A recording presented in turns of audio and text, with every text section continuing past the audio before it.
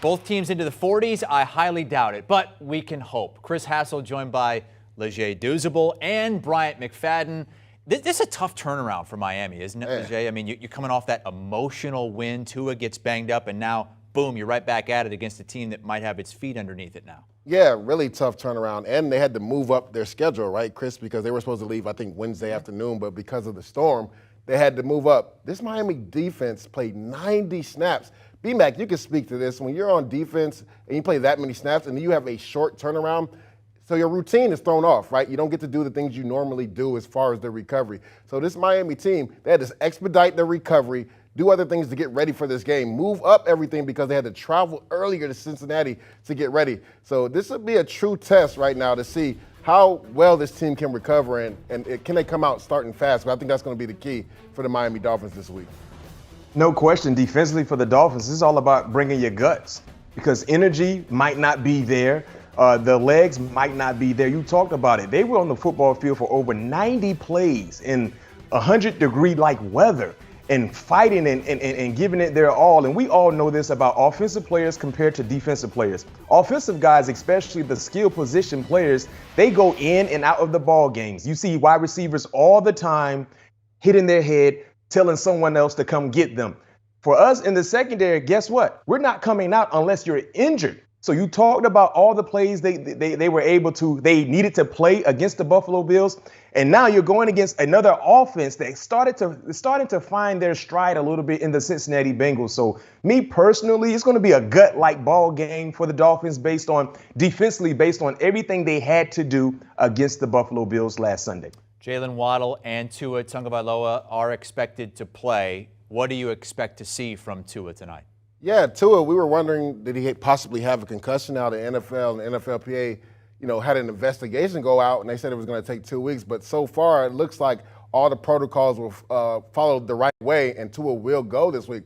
But me, myself, I had a herniated disc. And playing with that is terrible, Chris. Like, sometimes you don't feel like even getting out of bed because it's so painful. We saw Tua drop to his knees, and Teron Armstead had to help him out. But Tua has been gutsy. He came back in that game 3rd and 22 and covered 2. The only place where he could put the ball for Jalen Waddle hit him on a post route. He has been gutsy this year. We saw in week 2 him having, 6 touchdowns in that game, throwing for almost 500 yards and 4 straight drives in that game to score a touchdown to win versus the Baltimore Ravens. So, again, this team is beat up, right? They played a lot of plays on defense. Tua and Waddle are a little beat up as well. But Tua has showed he's going to be gutsy. I think him and Waddle will have a good game versus Cincinnati Bengals. Yeah, he showcased his toughness last week, and I, for one, thought he was concussed. I've seen a lot of players get concussed, and usually their legs get wobbly. You have no foundation, but they said it was a back issue. I don't know how your back and your legs go hand in hand, especially if you hit the back of your helmet, but he passed all the protocols that he needed to pass. But me personally, I'm looking at the rhythm. I'm looking for the chemistry because he didn't really do anything getting ready for this Thursday night ball game based on the injury. So where will he be in terms of the rhythm, the chemistry, especially on the road? Road teams oftentimes love to start fast, and we know that has been something based on their last road game. They didn't have a fast start, but they were able to rally from behind against the Baltimore Ravens. So me personally, I'm just looking to see how he starts this ball game off because that could be a telling sign what we will see for 4 quarters. Bengals almost won the Super Bowl last year. We hear about the Super Bowl hangover, not just teams that win it, but the losing team as well. And this season, it's kind of how it started. They lost to the Steelers. Then they lost to the Cowboys, who didn't even have Dak Prescott in that game. Are you buying Leger that they've turned things around with that victory against the Jets? Unfortunately, Chris, last week was a get-right game against my New York Jets. And sometimes that's all you need on offense. The thing that we know about this Miami Dolphins defense, right? There's depth, there's taxes, and the Miami Dolphins are going to send the house, play in and play out. Well, last week versus the New York Jets, when the Jets decided to send the house, Joe Burrow made them pay for it. He knew exactly where to go with the football. I think they're starting to get that chemistry again between him and Tyler Boyd. Now, Jamar Chase didn't have a really great game, but T. Higgins had a really good game. Joe Mixon is the missing piece. It's a short week. again, the playbook and the strategy is not as big because you don't have as much time to really come up with a strategy. I think they're going to run the ball more effectively. Joe Mixon has been missing from this offense. Look for him to get involved, not only in the run game, but in the pass game as well. And it'll be interesting to see, because they have so many weapons on the outside, Chris, how this Miami Dolphins defense played. They played a little bit more zone than I'm accustomed to them playing last week versus the Buffalo Bills, and that's because they have a lot of weapons on the outside as well. They dropped Melvin Ingram. He made a couple big plays for them as well. But we know that they're going to blitz. Joe Burrow is going to have to know where to go with the ball. He's going to have to be decisive with it. And technically speaking, based on what we've seen from Cincinnati on the offensive line, you don't necessarily got to blitz all the time. They just don't do a good job in protecting their passer. You talked about last week, they were fortunate enough to play against the Jets. The Jets didn't want to win the ball game because if they wanted to win, they would have won it. They had every opportunity to win that ball game, but clearly the direction of that organization, they're not trending in the right direction. Because of that, the Cincinnati Bengals took advantage of a team they were supposed to take advantage of. And that's why I believe, Lejay, this is a must-win for Cincinnati. If they have any hopes of trying to get back to a championship ball game, if they have any hopes in trying to get to the postseason, they can't afford to start off the season 1-3. So the sense of urgency has to be there. But based on what I saw last week in the two games before the Jets, I'm not confident in their offensive line. Their offensive line has been the Achilles heel so far. And until I see otherwise, I have my concerns in regards to how well they can play to keep their quarterback upright. All right, now we've reached the Eli Apple portion of the segment. Apple got the better of Tyreek Hill both times last season when he was with the Chiefs, now with the Dolphins, and talking some trash this week. Looking forward to the challenge. It's going to be fun, and I can't wait to go against Eli Apple, man. I owe you, boy. I owe you. I'm here. The cheetah is here. That's it. It's fuel to the fire for Tyreek. He's a competitor, and he loves those kind of things. But for me, I'm not going to let any of that get into the way that I operate within offense. If Tyreek is matched up with him and we call a play for Tyreek and it's one-on-one, I'm giving Tyreek a shot. Just know that he is getting the ball. And this is what it looked like last season in Week 17 and the AFC Championship game. Tyreek held to just one touchdown. He was averaging 78 receiving yards per game in all other games, held to 59 against the Bengals last season. It's relative, but that's a relative victory for Eli Apple and the Bengals, and a literal victory on the field as well. It's going to be interesting when they go head-to-head tonight. Yeah, it will be interesting. And the funny thing is, if he thinks that Tyreek Hill is going to get one-on-one coverage with Eli Apple, he's dreaming. It's not happening. The Bengals, what they do is they run that too-high shell look, cover two. And then when they do go cover one and they make blitz, they bring down J.C. Bates or Von Bell as a rat defender, and that's when they'll probably bracket Tyreek Hill. But this defense is based off his defensive line. Trey Hendrickson didn't have any sacks the first 2 weeks. My God, he couldn't be blocked versus the New York Jets. Had almost 3 last week versus the New York Jets. 2 forced fumbles. Sam Hubbard on the other side will be coming off the edge.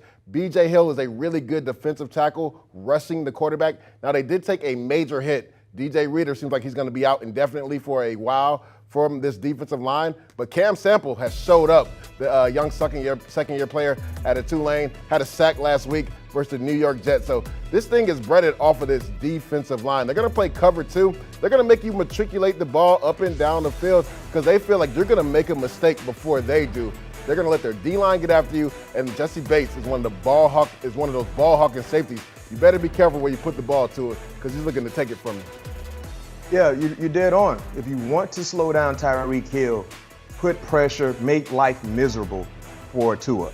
That is the best recipe in slowing down Jalen Waddle and Tyreek Hill because we know speed kills. Anytime those guys get a one-on-one opportunity, the matchup is clearly in their favor. And Tua understands that, especially if he has time in the pocket. But what we're seeing now from Cincinnati, going back to last week's ball game against the New York Jets, the defensive line, they're breathing now. They're up. They're finally up. We didn't really see the defensive line show up to the party in the first 2 weeks, but they were able to get that invite to the party last week, and you better believe they came to the party with all the juice and all the chips, and they balled out, and they had a feast. Now, will they have the same success? Will they have the same production against Tua? Because if you're talking about Eli Apple having any success against Tyreek Hill or Jalen Waddle with no pass rush, they might as well put me out there.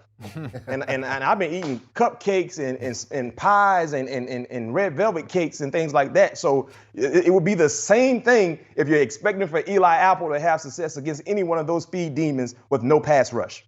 Time to get some picks from BMAC and Leger. We'll start with props. And Tua's getting the headlines, right? But Jalen Waddle has more receiving yards this season, and he's one of the guys you're riding tonight. Yeah, definitely. Jalen Waddle, I got him on anytime touchdown. He had 3 touchdowns in the first 2 weeks. Didn't have one last week, but still went over 100 yards. Joe Burrow, again, I think this offense gets back on track. Last week versus the Jets looked really good. This Miami defense has surrendered back-to-back over 300 yards passing to quarterbacks in the last 2 weeks. I think over 277.5 yards for Joe Burrow. Joe Mixon, I talked about it. Short week. They're going to really get the run game going. And even near the goal line, they're going to give the ball to Joe Mixon. I believe he gets into the end zone. And then Evan McPherson, don't do me wrong. Chris Boswell did me wrong last week. Over 1.5 field goals in every game. He's had over 2 field goals this season, so I believe he covers with that over 1.5 field goals for Evan McPherson. Well, Ajay, I hope you dead on because I have Joe Mixon and Jalen Waddle on my fantasy team, so they can get into the end zone. I'm all for it. It's a big week for you this week, B-Mac. Big week for you. I hope I'm rooting for you. I hope you're right because if you win, guess what? I win as well in regards to fantasy. I'm going to transition to the Cincinnati Bengals side of things, and I'm going Tyler Boyd. Had a huge game last week against the Jets, was able to take one, I think, 50 yards or so to the house. I like Tyler Boyd being able to hit the over in regards to his 3.5 receptions. That's the total right there. I think he go over, and here's why. Starting to see exactly where he fits into this offense. He's a guy that's going to get anywhere between 6 to 7 targets. I think that's a feasible number in tonight's ball game, especially knowing the attention that T. Higgins will receive based on how well he performed last week against the Jets. And you know Jamar Chase is going to receive a lot of attention as well. So a lot of his damage in between the numbers. He's their slot guy, and he's a very, very savvy route runner as well. And you better believe if those 2 guys on the perimeters see extra attention, some of those targets will go to Tyler Boyd. So I go over 3.5 receptions. Bengals were 4-point favorites earlier in the week. It's crept down just a little bit to 3.5. What's your pick tonight against the spread? I know the Miami Dolphins are undefeated, Hassel. I'm taking the Bengals to cover the -3.5. Me and B-Mac talked about it.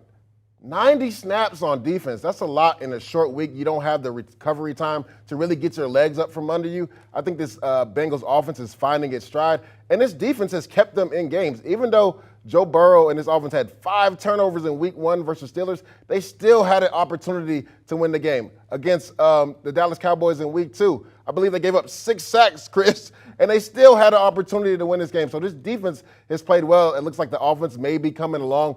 I believe the Bengals win this game, and I also like them to cover the 3.5 points. You taking the side, I'm taking the total. I'm taking the under. I have my concerns in regards to Tua Tagovailoa and where he is in regards to his health and the back. You talked about how severe a back injury can be, especially for a quarterback who might get touched a little bit throughout this ball game, and not to mention who knows where the rhythm will be. But I'm taking the under because of the concerns with the Miami Dolphins offense, health-wise at the quarterback position. And I know people are talking about how entertaining this offense has been, but let's keep it real. Outside of that bad defensive play from the Baltimore Ravens where the Dolphins scored 42 points, get this, against the Patriots, they scored 13. Last week against the Buffalo Bills, they scored 21. So it's not like they've just been blowing people away every ball game they played so far this season.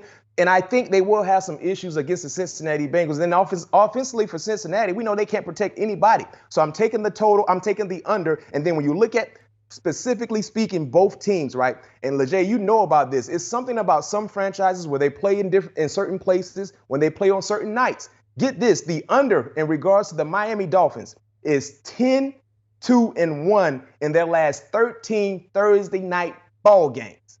I don't care who the quarterback is. I don't care who the coach is. I don't care who the receivers are.